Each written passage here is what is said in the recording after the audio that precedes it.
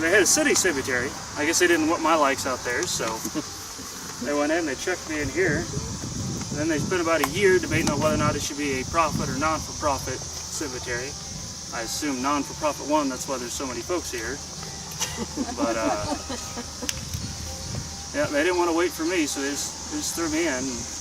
This actually isn't even where I'm buried. It's not my tombstone. It's a stone telling you I don't have a tombstone. It's just a memorial space, basically. Yeah, I guess the only interesting story is about how I died. Of course, I owned the saloon here in town. It was over on the east side. It was across the street from Madam Hoyt's, the brothel. This guy knows what I'm talking about. But, the owner. Yeah. Yeah, Madam Hoyt. Of course, she didn't let me in there anymore. There was this bad situation. This fella come in. Said he got $8, but he didn't want to spend it all at Madam Hoyt's, so he put it out on the bar. And he said, I'll be back in about an hour or so, and I'll take my $8 back. I said, all right.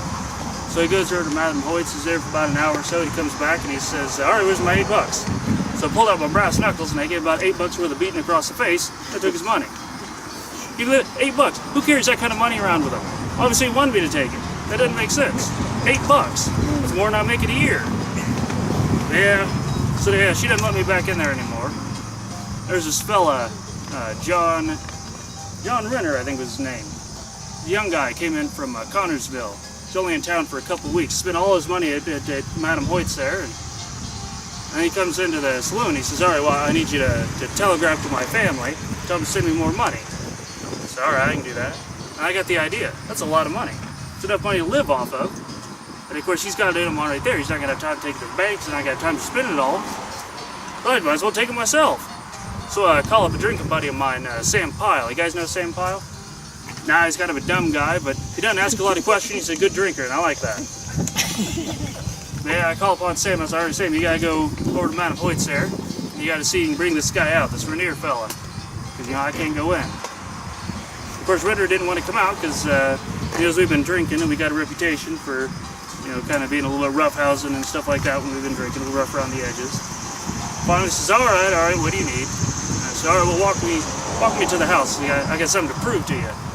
So we get to the house, and him and Pyle are standing on the sidewalk talking about something dumb, and I go in, and I unlock the door to my sitting room, and there's my wife, and I got a really great idea.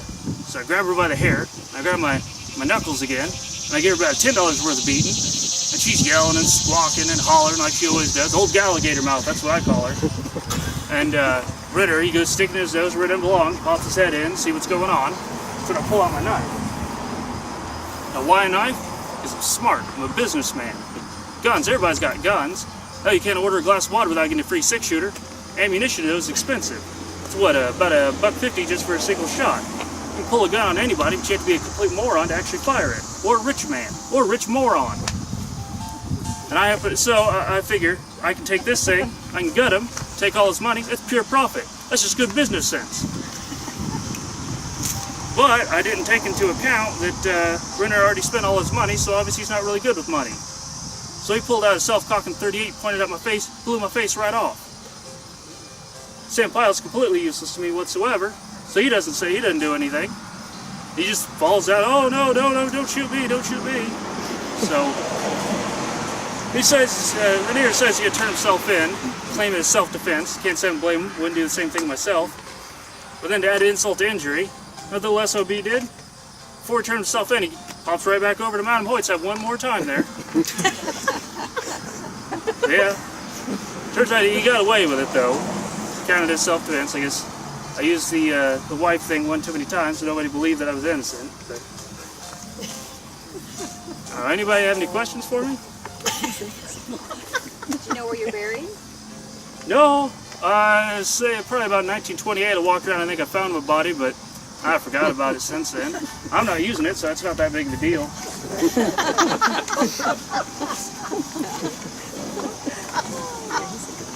Very good.